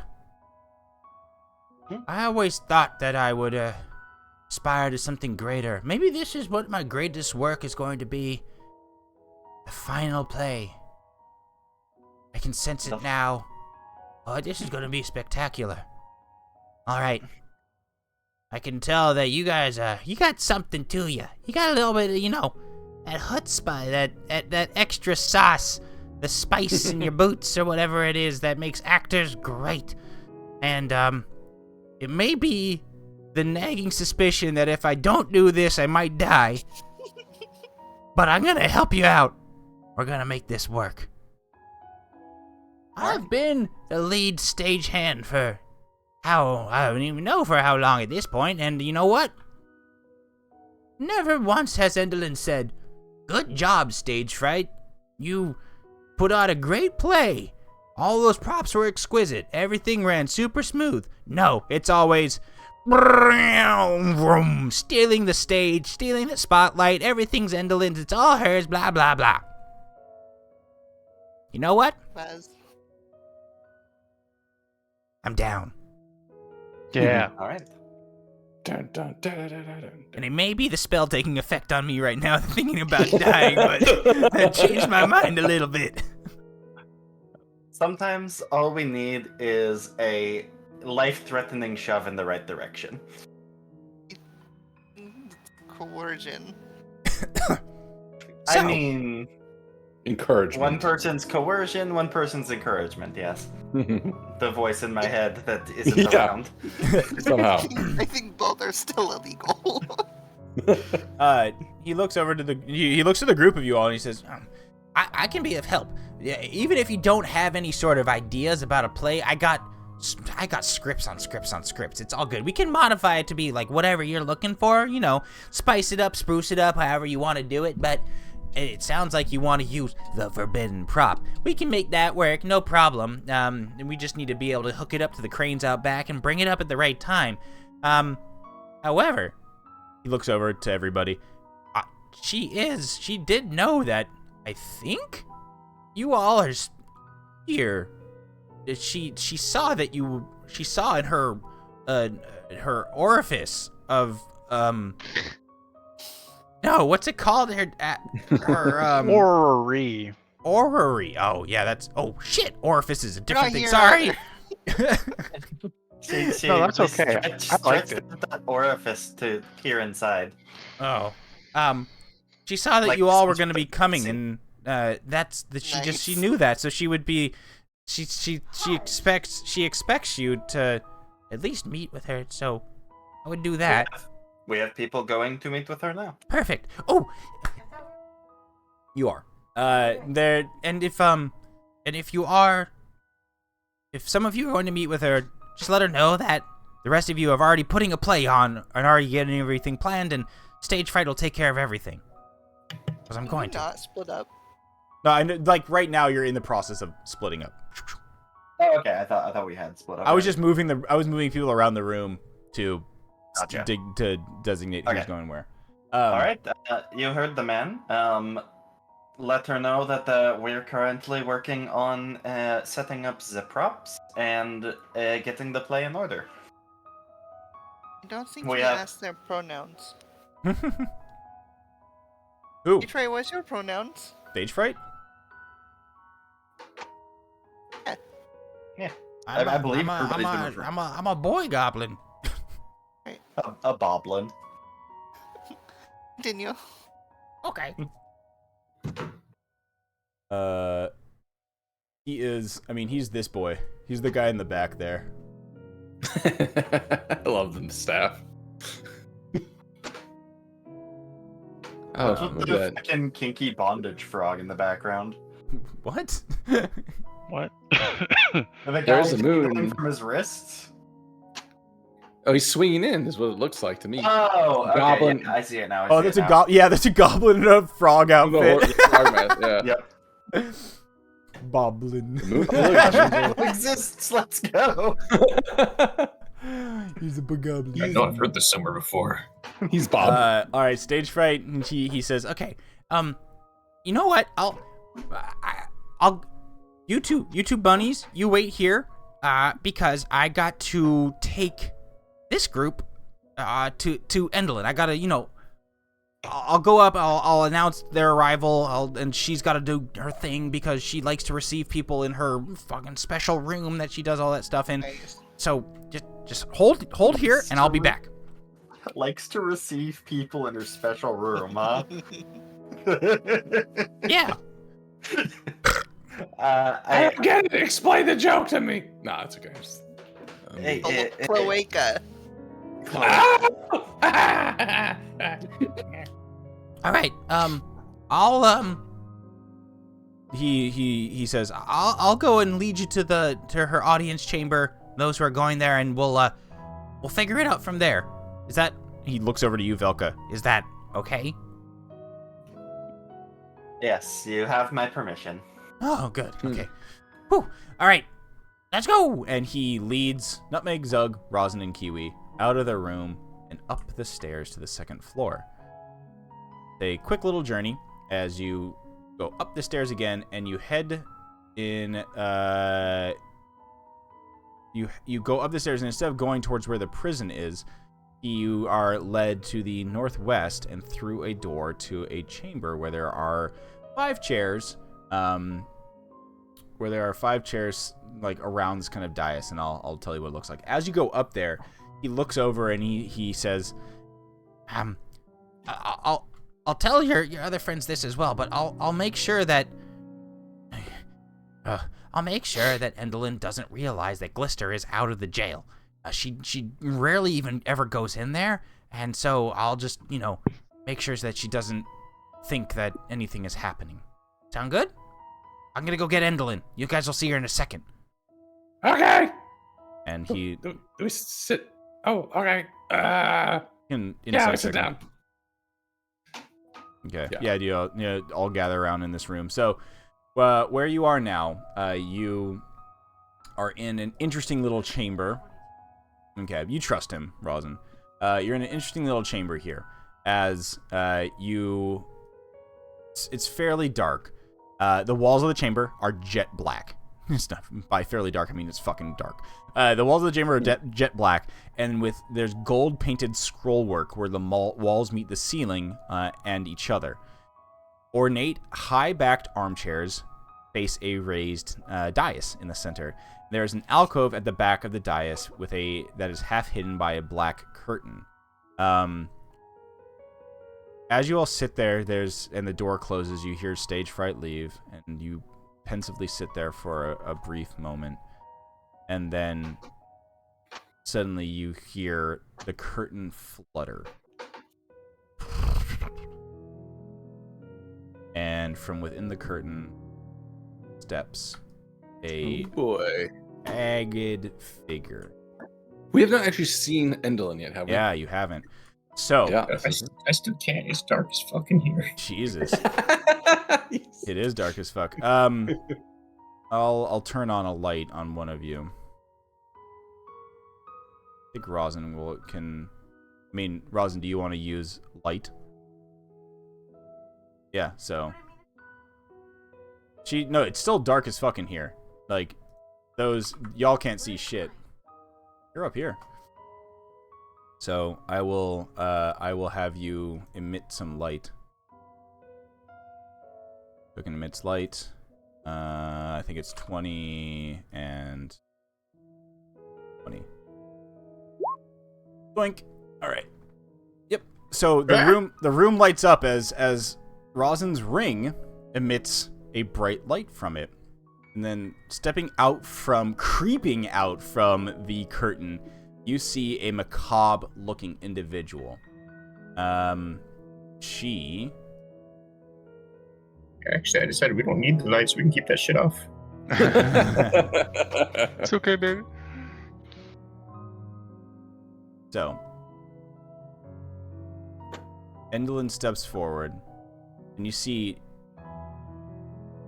draped in black robes, the hag peers down at you from the dais that is kind of standing above you. Her long fingers twitch, and you see extra hands appear from within the folds of her dress. So she looks down at you, and she says, I've seen you coming to visit me. So nice of you to come and have a conversation with Endolin. And she says, it seems that you're here to... Well, would you like to see a show? Or maybe something else? There's multiple plays put on a day here. And I can put a show on for you as well. And you see that she unveils a puppet theater hidden in her clothing that has stringed marionettes resembling all four of you. She tugs on the string with the little hands that are now within her dress, and the puppets bob around on the stage, speaking in her voice, and they're like, "Hello, hello, hello, hello." That's unnerving. There, you can now see a full image of what Indolin looks like.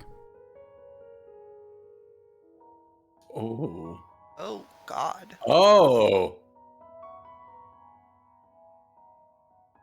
So as she moves around, you don't see her I'm on the feet. plan to kill her now.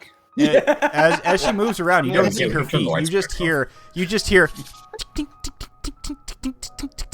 as her dress basically just walks around on the spined feet. That's uncomfortable. She's like ergot. Oh shit. I was more imagining the fucking babysitter from Bloodborne. But, yeah. Oh yes. Oh, she's very much like Murgo's wet nurse. Yep.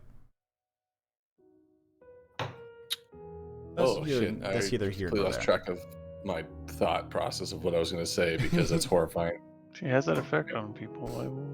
Okay. Actually, your hideousness, it was actually the opposite. We were wondering if you wanted to see a play. A play? By my honored guests? How interesting. What kind of play will it be about? Bad It's a one. surprise? Ooh, I like surprises sometimes. The highest of drama and the most horrible of falls. You hear when Tremor, as you say horrible of falls, Jesus. her like decrepit mouth just gapes open in happiness. Will there be death? Oh, there will several. be death and dismemberment and Several? banishment. Death? Oh, yes. Dismemberment? Oh. The little puppets inside of her dress dance in happiness. Please, Oh, stop will, making her excited. will there be sadness? Oh, the story of hubris gone wrong and loss and everything that comes with such a Sisyphean fall from grace. Who's Sisyphus?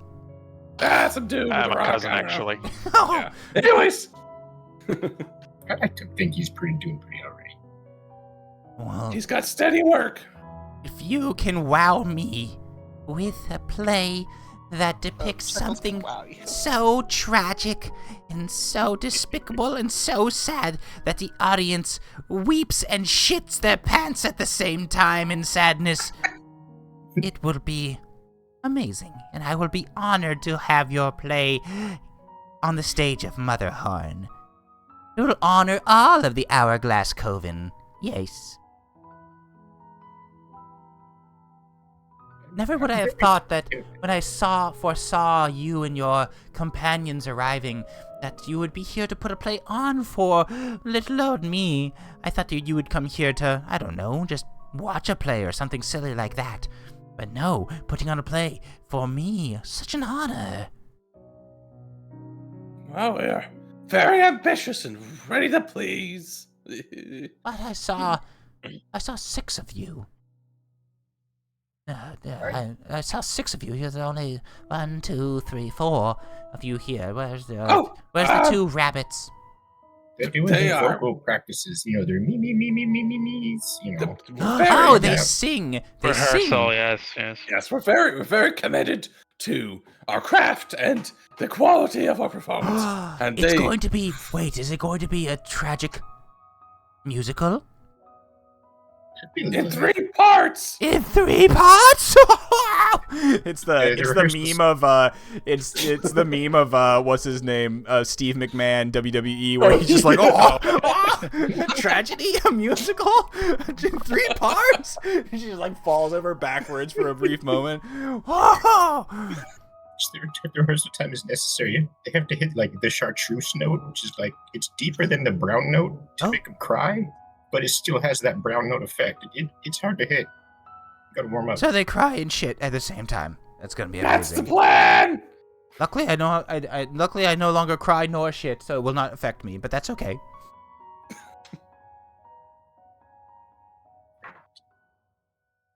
So when is the play going to be put on? I'm so excited. I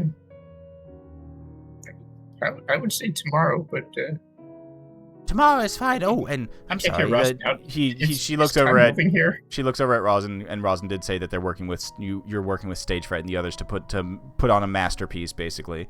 Okay, I couldn't hear Rosin, so I kind of just started going. Let's go with that. It's well, if you're working with Stage Fright, that's already excellent.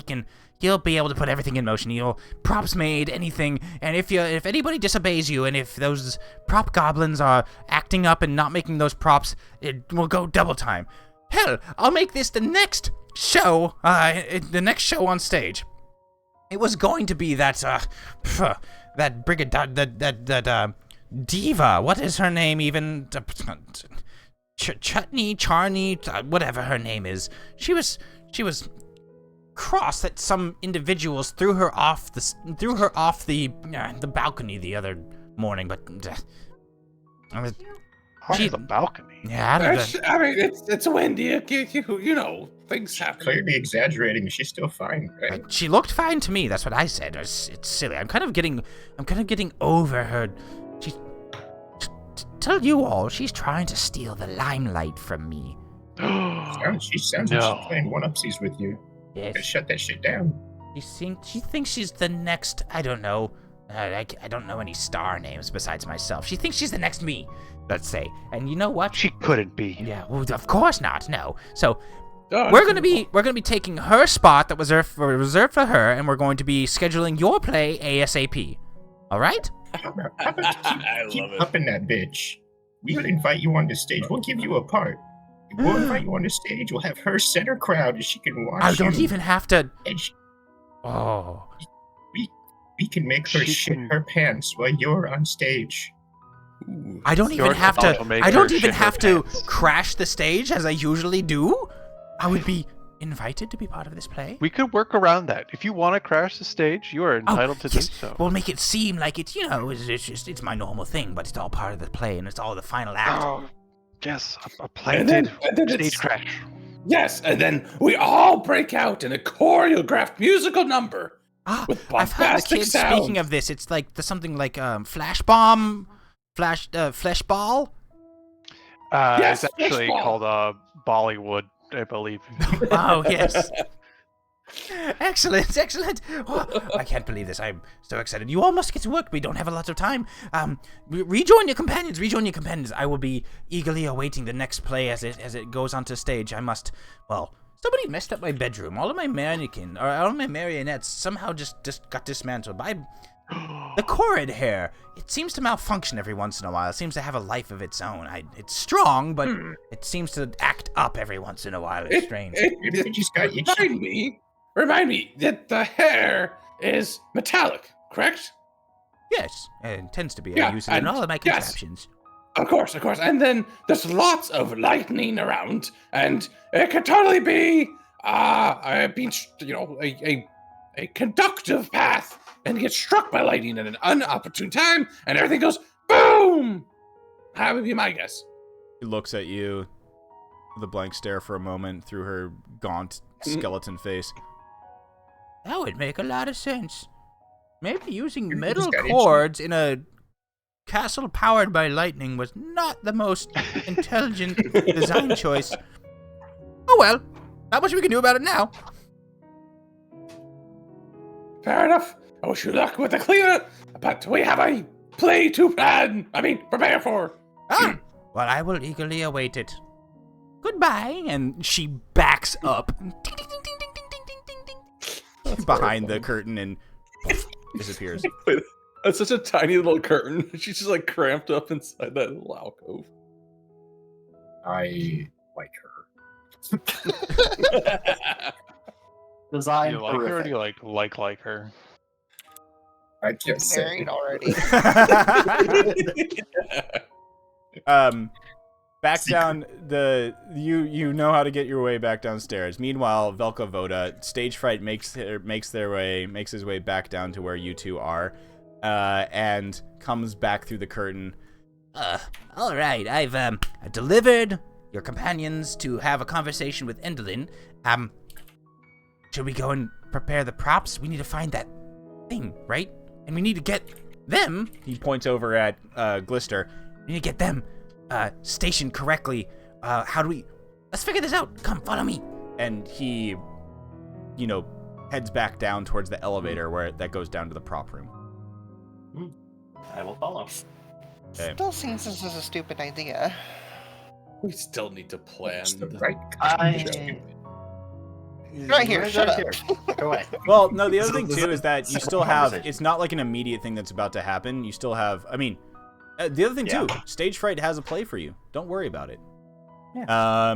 So the group of the four of you, This is- Hurley waves goodbye as you guys go down the elevator and you are back into the prop room, in the prop area. There's like one or two goblins still like working around here. And stage fright looks around and he's like, Looks like they're all on break. Well, that's okay. and he utters a word, and you see all of the you watch as half of the objects in the room start to move and come to life. Oh shit. He's like, don't worry. I didn't use the command word for them to attack you. You're gonna be okay.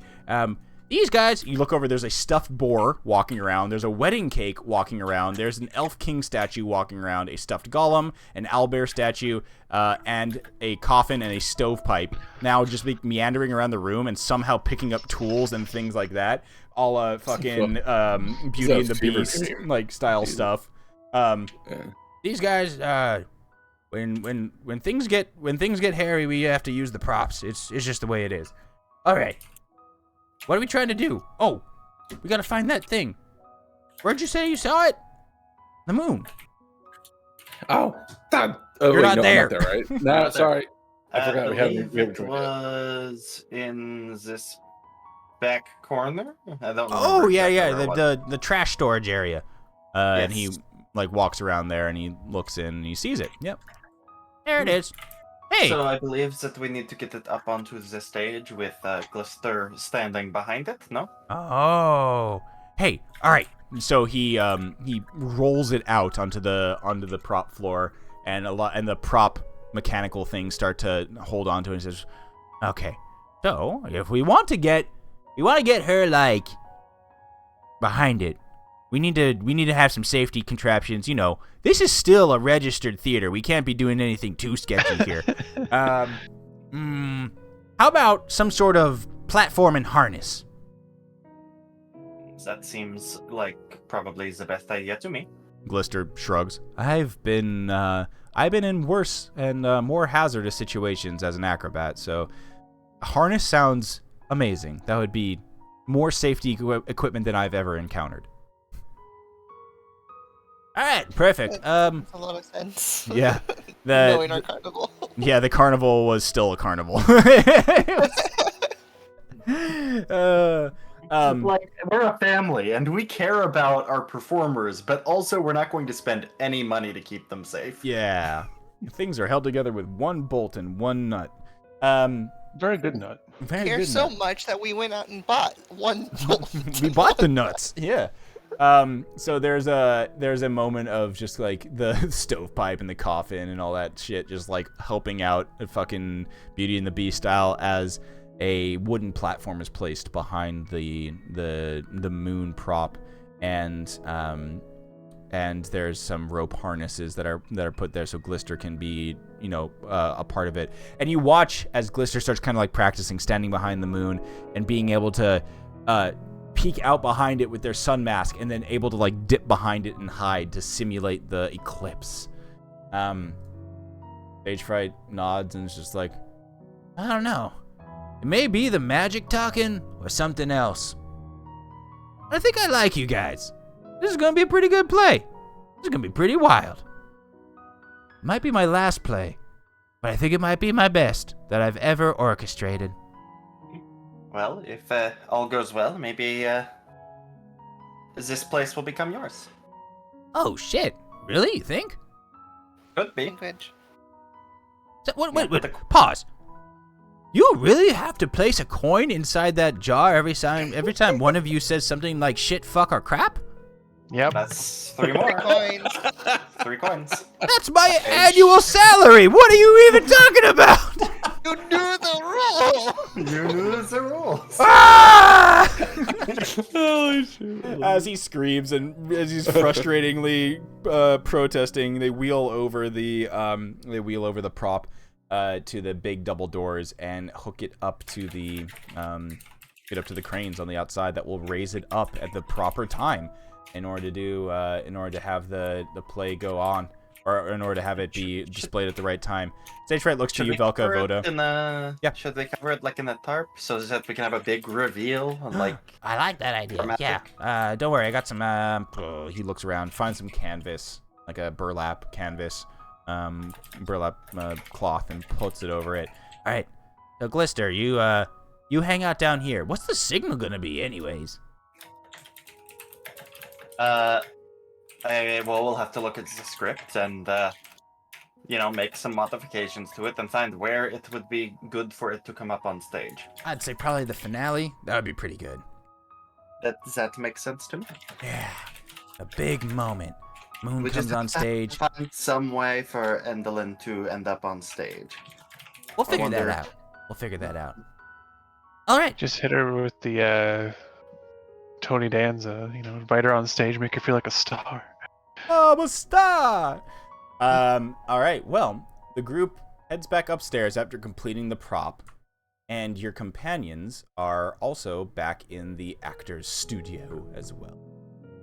And as you all come back together, now having a time to ready to put on this play, that's where we're going to end for the night, as it will be your time to shine when we get back into Probably this. Murder House.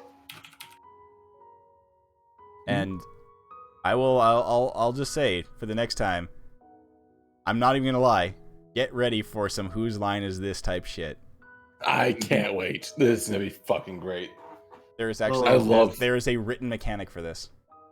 yeah. I'm so happy we're doing this. This is like, yeah, this is As funny. a player, I am. As a character, I am not. Yeah, no, it's gonna be really fun because it'll play into each of your characters' like vibes. I can't wait to see what you guys are gonna do with it because it's gonna be Ooh, like the conflicting. Yeah, that's gonna be cool. yeah. We'll get into the basics of it next time, but high level, as you're all in the room with the boy explaining stuff, he basically tells you, he hands you a play and he's just like, don't worry about it. I'll be feeding you lines. All you need to do is say the lines is incorporate those lines into whatever you're thinking about doing, and I'm sure Endolin will love it. And that's gonna be the mechanic of it, is that Stage Fright is gonna be feeding each of you lines that will be there's gonna be a whole aspect to it. It's gonna be great. This sounds this sounds incredible. Okay, well, I'm looking forward to that. excellent I'm making job, sure I get my everybody. notes. We Yeah. and you know what? Yeah, you all level up. Oh, shit! Oh shit. Well, That means I get actually- wild shape. Oh wait, are you going for Druid? She already has one of Druid. I Yeah. have now 2 levels in Druid. Oh, Yeah. Wait, what level are we? 6. So I was just looking through. A couple of furry animals running around. Yep. I have wild shape, but I was going with like the star thing. I don't know if I'll actually animal wild shape. See Oh. what happens. Maybe as a argument to Zug. Oh, wow. Oh shit, let's go! I got some That's HP! for number 2. Yeah. Yeah. So basically, the way that they do like the character advancement is pretty cool. So it's basically when you enter, it's like you gain a level when you enter a hag's realm, and you gain a level after, it says encountering a hag. After the characters encounter a hag of the Hourglass Coven for the first time, everyone in the party who survives the encounter receives enough XP to advance a level. Interesting. Oh, that is neat.